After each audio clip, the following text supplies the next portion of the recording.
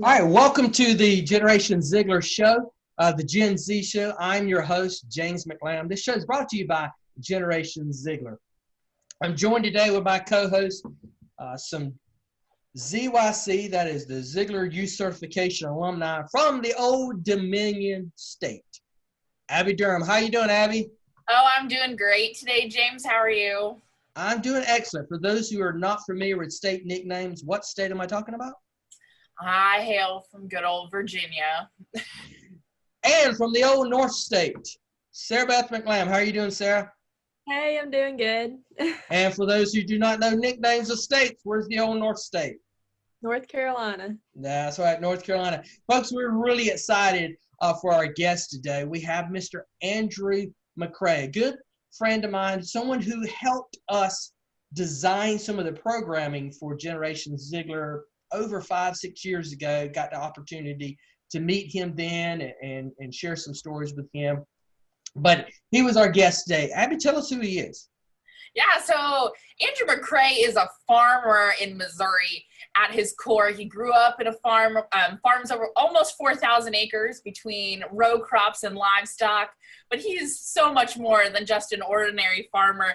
He's a broadcaster, an author, and a speaker. And he's the creator of the radio broadcast show and now TV and podcast series called The American Countryside. Which he's been doing that for 25 years. He talks to us about that. Over 5,000 interviews. That is immense. Exactly. It's crazy. Sarah, dedication. And Sarah, what are some of the things that he shares with us on today's show? Well, today he shared with us his story of where he got from as a young teenager in college to where he is now, and his story of how he got there and the people he's met. He's talked about the people who he thought was ordinary, but through hearing their stories, found out they were extraordinary. And that's really what he's all about. So he shares with us that how he has met people he probably won't remember with stories that you'll never forget. So if you've never heard of Andrew before, you're not going to forget him very well after today's show. So stay tuned as we jump into our interview with Mr. Andrew McCrea.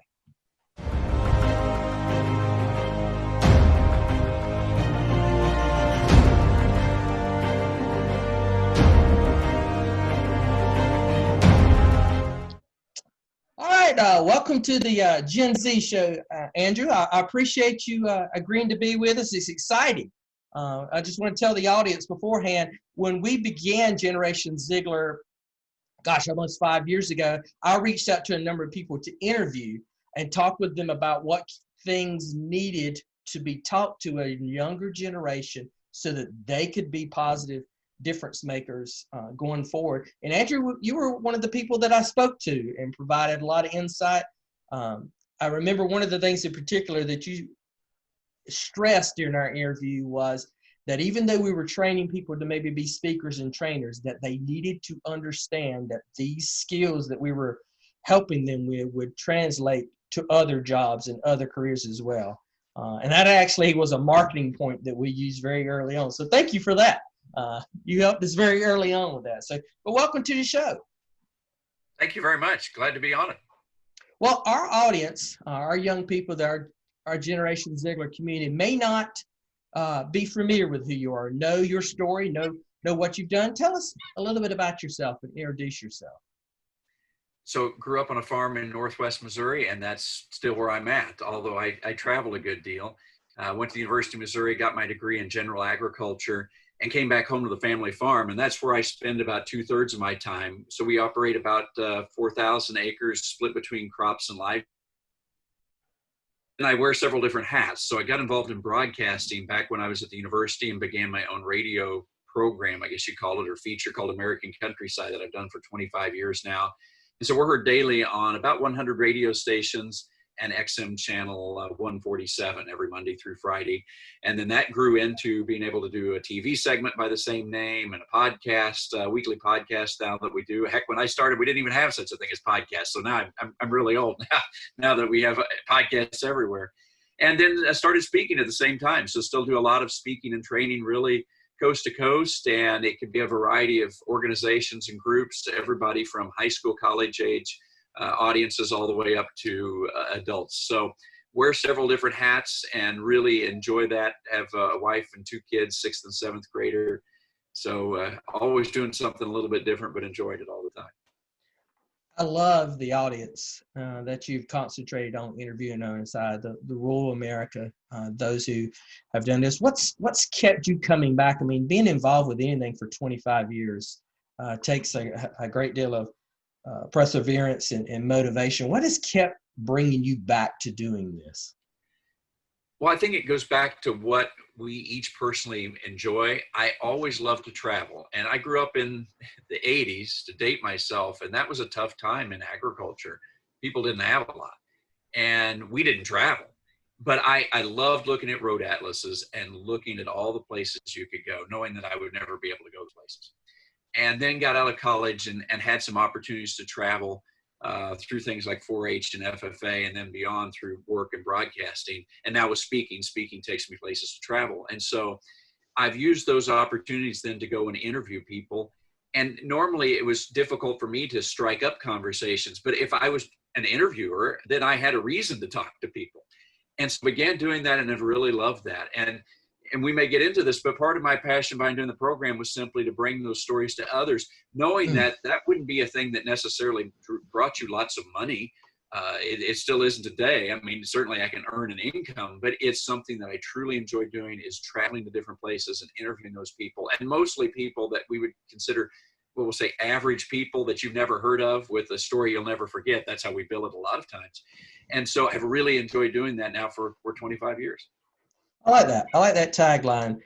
People you've never heard of with stories you'll never forget. That is cool. I really like that tagline on this. So I know from your past experiences, you just hint around to it, that you've worked a lot with young people, high school and college age, helping them to achieve the success that they want to in life. So my question that I want to kind of learn is based on these interviews that you've done, over 5,000 that you told me that you've done, what are some of the qualities that you've seen that can help our young people be the success that they really desire in life to be? Well, I would talk about a couple of P's, and one would be passion and the other would be personality. And really, if you're doing something that you're passionate about, then the personality comes out. And so the interviews and the people that I've interviewed that stand out most to me were people that were really loving something that they did, and that came out in their personality. And that doesn't mean that you have to necessarily be this outgoing personality. You can be, but that tends to bring out the best in you when you're doing something you're passionate about. And I always tell people to be careful with that, because that doesn't mean that you're always doing something you love. I mean, I feel like I'm doing things I love, but there's still stuff I don't love to do that I have to do in order to get to do the things that I love. But those two qualities tend to stand out in people, and they could be things that I would think, I never want to do that, but they were really passionate about it. I mean, I hate dealing with taxes, but I interview some people that love taxes. Now, they don't love paying them, but they love talking about them. You know, hey, be passionate about what you do and let that come out in your personality. I think you're going to be not only great at what you do, but people are going to want to be around you because you just have that personality and passion to talk about it. Girls, y'all have anything to add that y'all want to find out off that, or? Yeah, I was looking at your website a little bit before we hopped on this call, and the words ordinary to extraordinary kept sticking out to me. So can you kind of walk me through how that's played into your daily life, turning the ordinary into extraordinary? As far as my radio broadcasts and then TV and so forth now, I think that I was always looking at things that were overlooked and trying to draw the story out of those. I was always fascinated by these things that people would seemingly not notice, but yet I thought were important. So with the interviewing side, that's what I'm always looking at is, oh, what's this piece of this story that you didn't know of that's really quite cool that you'd want to know more about?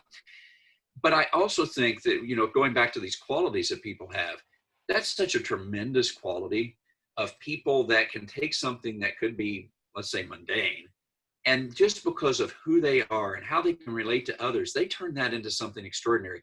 And we know those people. There are people that we love being around, and we love being around them because they can take those things that would just be an average situation, but yet because of who they are, maybe that smile or that personality, or their passion, their drive behind it, they create something that's truly extraordinary. And so it's this whole thing of how do you turn ordinary to extraordinary? And that's not only the stories we try to capture, but also what I try to get across in the speeches and trainings that I'm doing is helping people develop those types of qualities. How do you find the audience, the people that you interview? How do you get those? That's just coming into my mind here.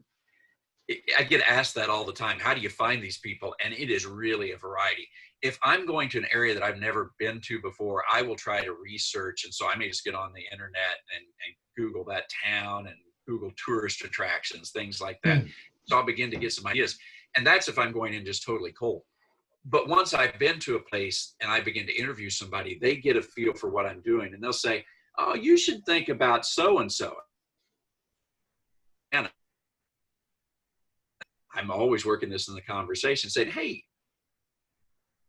this idea or that idea. Well, they know the people, they know the personalities, and that's usually where you get the real gems. Sometimes you just luck into one, but they know those people and can get them to you that you would never be able to find, because these ordinary or average people, you won't always find them on the internet, but they're out there and the locals know them. And so it's helping me find them.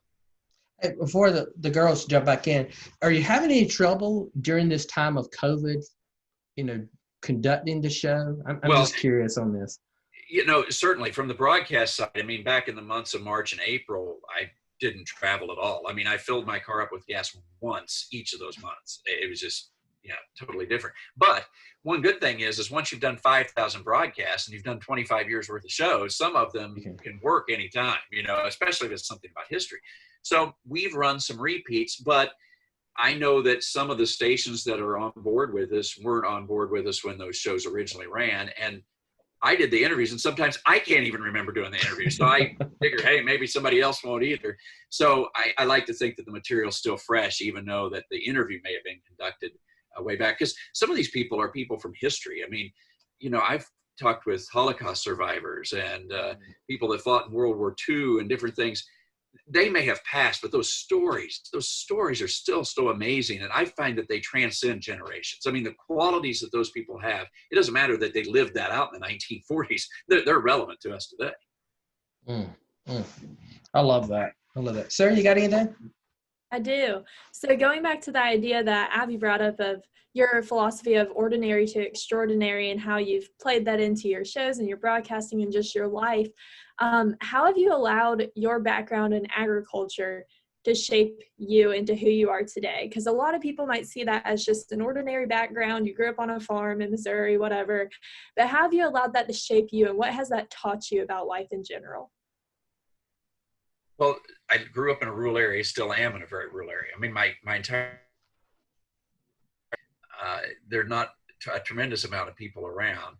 I think that my background helped influence me, the qualities of hard work, the qualities of being able to connect with people and make those connections, because those are important, especially in a place where you don't live around a lot of people. So I love that rural atmosphere, and certainly those are things you can still find in the city as well. But I think that they were things unique to me.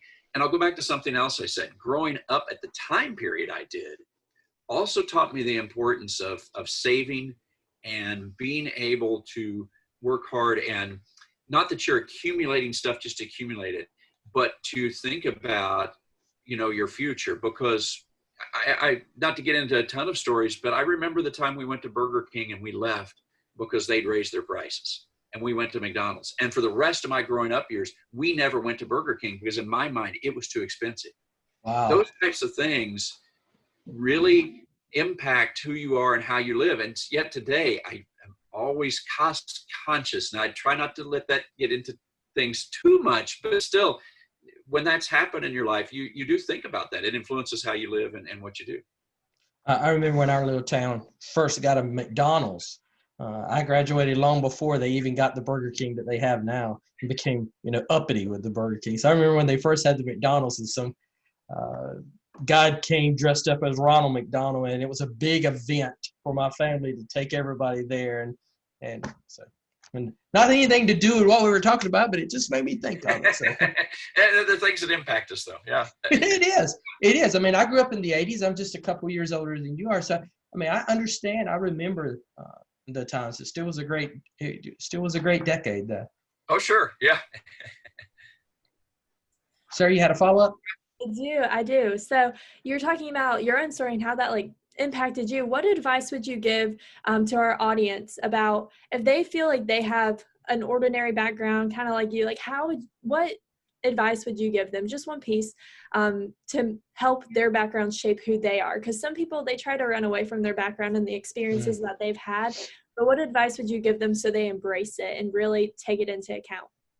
Well, each one of us have backgrounds, and some of it we may like and some of it we may not like. So you might as well find the portions of it that give you strength. And sometimes you won't find those until you're further down the tracks. There are things that I learned as a young person, I guess you say, in elementary and high school, that I never realized were shaping me for today. And in fact, right now in the COVID crisis, there are things that happened to me back then that I had never thought about until now, but they shaped the way that I'm dealing with this as far as learning new skills, doing interviews, how we do them now via Zoom and those type of skills. So I think it's that you look in your past and you derive the things that are going to help you move forward. George Washington once had a quote that was something like this. It said, it's not good to look back at history unless to derive lessons to help you for the future. And basically he was saying the same thing. Only look back when you can.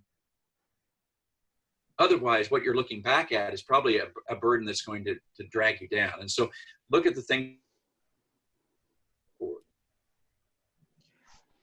Andrew, would you mind repeating that? I think you cut out when you were talking about that quote again. And I think it's powerful, and I wanted to make sure that our audience heard it. Sure. So George Washington said something to the effect of, it's not useful to look at the past and to derive useful lessons for the future.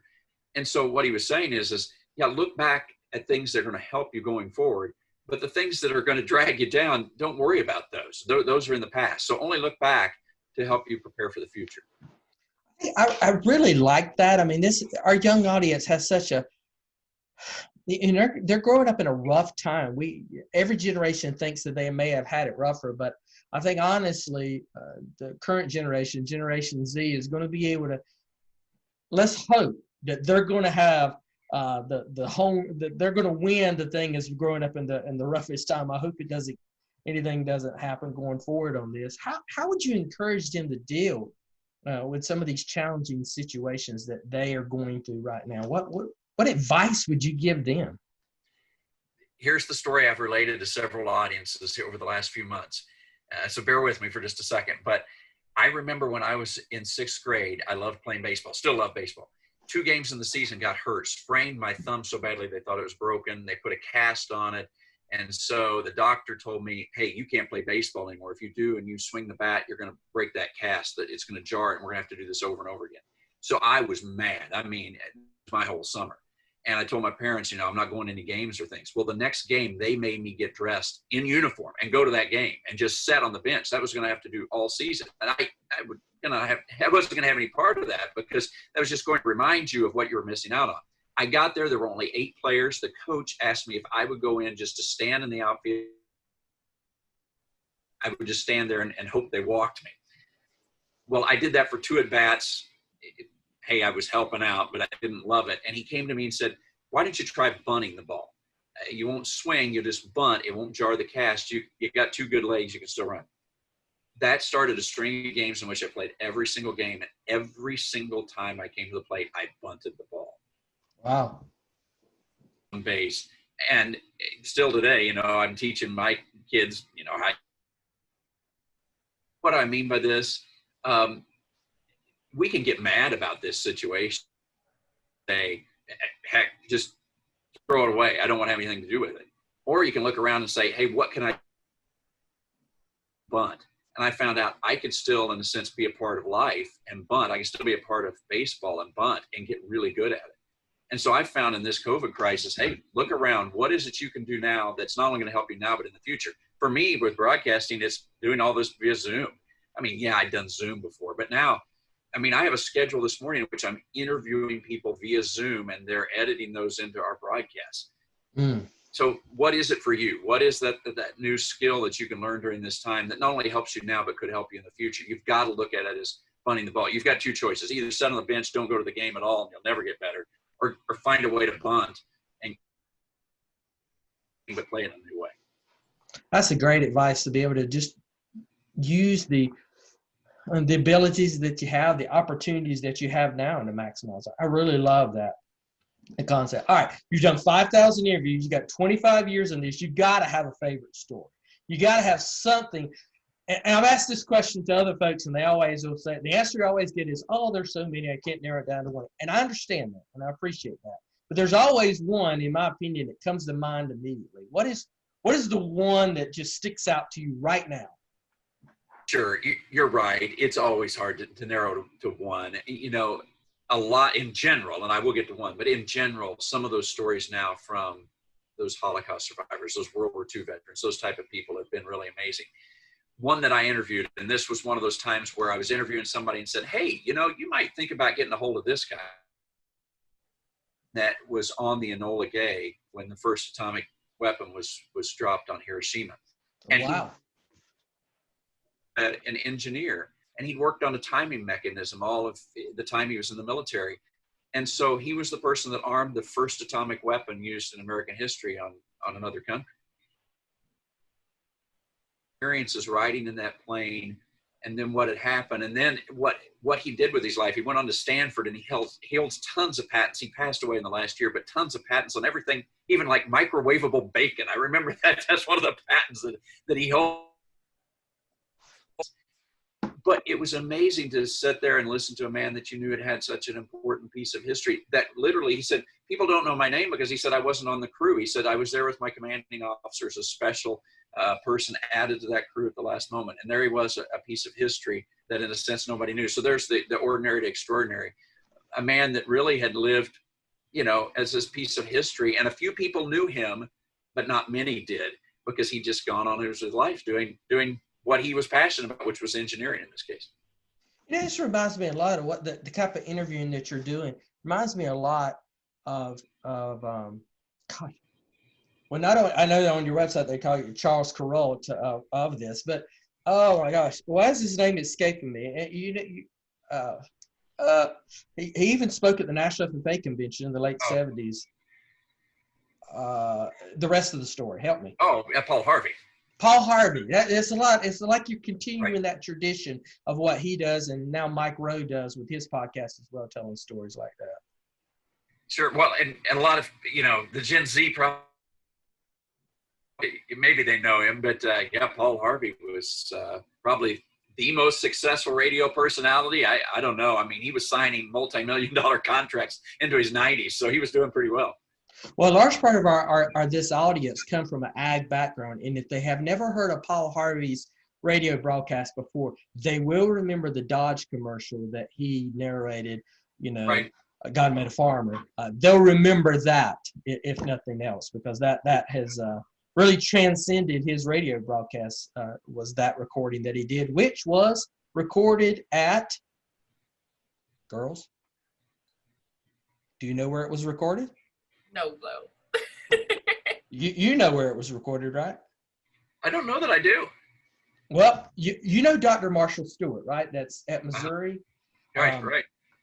Marshall tells me this story. He was there in Kansas City in early November, sitting in Municipal Arena when Paul Harvey said that for the first time, God Made a Farmer, at the National FFA convention. Well, of course, then it was National Future Farmers of America convention. So that's where it was recorded at. It was there. Or that was the first time he expressed it. Whether or not that recording is the one or not, that was the first time that he had written it for that group. Okay. Good. Can you imagine, since all of us have an ag background and have this, sitting there and having that voice give you that, and you're 16 years old, and this is maybe the first time you've been outside of your small area, and you're in this arena with all these folks, the excitement that would bring to you, the pride that would bring, that gets me excited to even think about it today. Oh, sure, sure. Girls, you got anything? I think you might have one or two. Yeah, I have a question. So thinking about, you've been doing this for 25 years, and I wrote down when you said bringing the story to others. I like to claim myself as a storyteller, and ag communications is really kind of molded what I want my future career path to look like. So how did you decide that this is the way you wanted to share your story? And then how has it evolved over the last 25 years to become what it is today? Well, when I began, I was just doing this one day a week, and I was doing it for free with the Brownfield Network based in Missouri, but they had stations, affiliates all across the Midwest. So that's how I got started, and they just let me do it on my, and I'd done it long enough that I kind of had my feet wet in it, and then they decided that they had a spot for me daily to try it, and so that's when I got to jump into it. And boy, at that time, I was really nervous because, I mean, that's going from 1 a week to 5 a week. That's a pretty big difference. And I thought at the time, how am I ever going to come up with enough material? Well, it's been the opposite. There's more material than you could ever gather because everybody, in a sense, has a story. So for me, I think it was an evolution that you begin with something and then you begin to kind of figure those things out. And so there is kind of a caution to what I'm going to say, but also something I think people can learn from. Sometimes there's a great advantage into just jumping into something, you know, full bore, because you figure things out more quickly because you have to. It's all you're doing. And if that I was doing, I think I would have gotten better faster probably. But I was only doing it a little at a time because I wasn't earning any income from it. I was just doing it because I was passionate about it. So I had to do other things in order to, in a sense, live. So my evolution through it came slower, but I also did not have the financial risk because I was jumping into something and saying, well, I have to do this and make a living. So I think you can go either way. Either can work well. For me, the evolution into it, though, was probably a little bit at a slower pace because I wasn't doing it as often in the beginning. Yeah, so I have to ask, I had a very similar question to Abby, but what was your, like, this is it moment? Because, I mean, you have other, like, responsibilities, you know, growing up on a farm, still living on a farm. What was your moment where you were like, this is what I need to do with my life?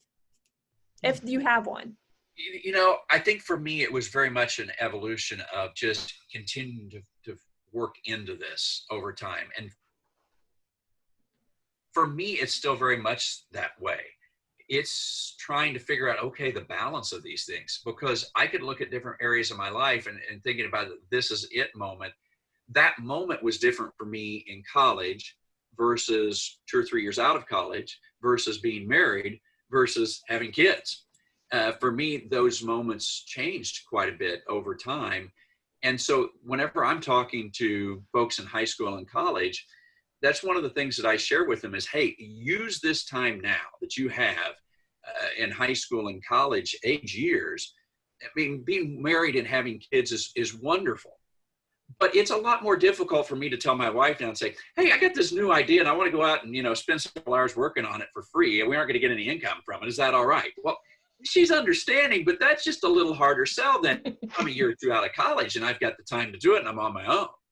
So I think that the this is it moment for people can be a little bit different based on their stage in life. And so those changes are going to come and you begin to kind of roll with those as you go, realizing, okay, those will change over time. And that shouldn't be scary. It's just part of life. And you get to drink in those experiences as you have them.